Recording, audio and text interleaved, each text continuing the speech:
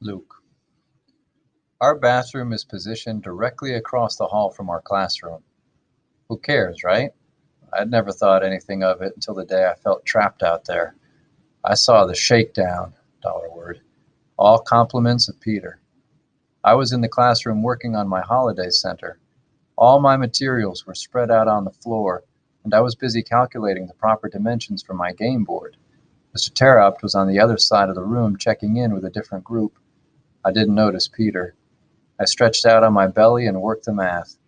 The soles of my sneaks pointed up, a great invitation for mess around Peter. I never felt a thing. He's definitely sneaky. I sometimes wonder what's the likelihood, $1, Peter will grow up to be a world-famous thief. I had no clue anything was even happening until I heard the giggling and Peter said, "Hey, Luke, what kind of sneaks are those? Elmer's?" I popped my head up. What are you talking about? Better be careful. If you try to go anywhere in those, you might get stuck. I looked back at my feet. Mess around Peter had struck. The bottoms of my sneakers were completely covered in Elmer's glue. You jerk, I said, without any real authority. Truth is, I didn't really care. It wasn't worth getting upset over. Besides, I'm sort of used to Peter's antics. I thought they were always harmless. I untied my shoes and placed them next to me, bottoms up, of course, until I finished my math. Peter's victory celebration was cut short by my easy solution. Maybe I don't get upset with Peter because I know I'll always outwit him. This drives him nuts, and I love it. Once I finished my calculations, I grabbed my sneakers and headed to the bathroom. Mr. Terrapt was still busy with a different group, so he didn't see any of Peter's shenanigans or me leaving the classroom. I held my shoes under the sink and washed off the glue. Then I wiped the soles dry with a paper towel and put my sneakers back on. I pushed the bathroom door open and quickly jumped back inside. I was trapped. Mr. Terrapt was having a conference with someone out in the hall. I pushed the door open just a crack to see who it was. "You've done it your way," he said. Mr. Terrapt had his back to me. He was leaning forward, talking to the person against the wall. "Now you'll do it my way." He straightened up and folded his arms. He meant business. And that was when I saw who it was. Black and purple streaks covered her cheeks, a combination of her makeup and tears. Alexia, crying. I had never seen or heard of Alexia crying before. "I like you, Lexi. I want some of your classmates to like you too. I'm trying to help. I want you to be friendlier." That's $1. "I will not tolerate your meanness anymore." Wow, was this really going to work? "Go into the bathroom and wash your face. Come back when you're ready. Is there anything you want to say before I go back in?" Alexia stormed past Mr. Terrapt without looking at him and without saying a word. Mr. Terrapt let out a big sigh and shook his head. Then he walked back into the classroom. I wonder what he was thinking. I decided not to say anything about my sneakers. It didn't seem important. Mr. Terrapt had more serious matters on his plate, like discipline, $1. I waited a few minutes before following Mr. Terrapt into the classroom. I didn't want it to seem obvious that I'd been eavesdropping, but I was eager to tell somebody about what I had just seen. That's why I think I walked into the classroom a little rushed and wasn't really paying attention. Even if I had been, it probably would have happened.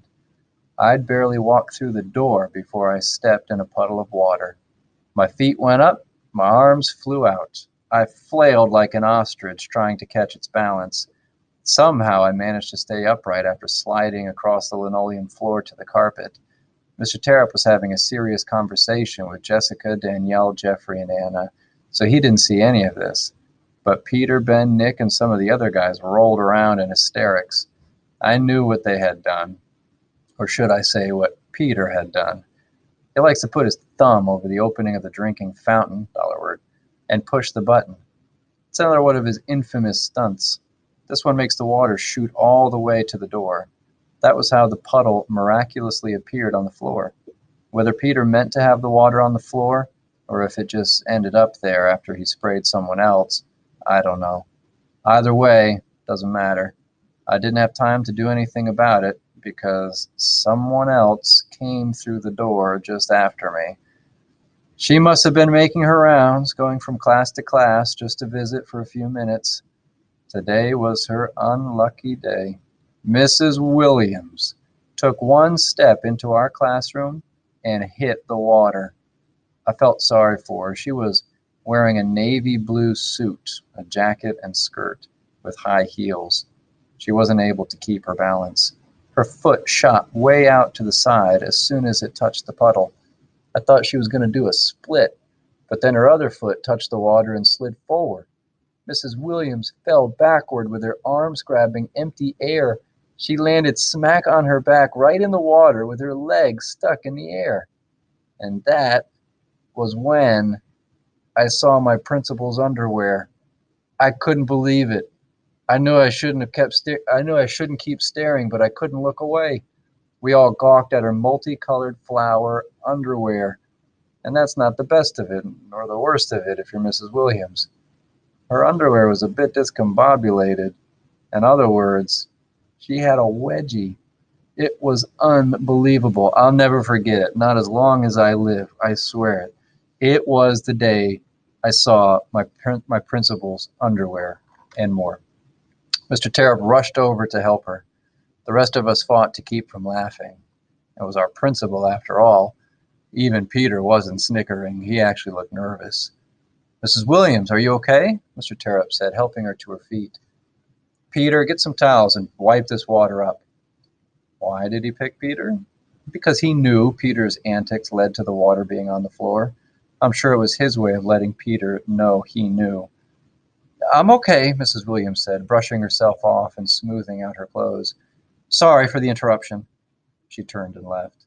How embarrassing. As soon as the door closed behind her, the laughter and whispers started. "Clearly, this can't happen again," Mr. Tarrant said. "We're lucky Mrs. Williams didn't get hurt, or that someone else didn't either. I expect we won't have water pooled on the floor like that again." Mr. Tarrant looked directly at Peter after saying this. Yep, he knew. He shook his head, then walked over to his desk. "I thought for sure this event would be unequaled," by any other for the rest of the year. Little did I know that something much bigger was coming our way.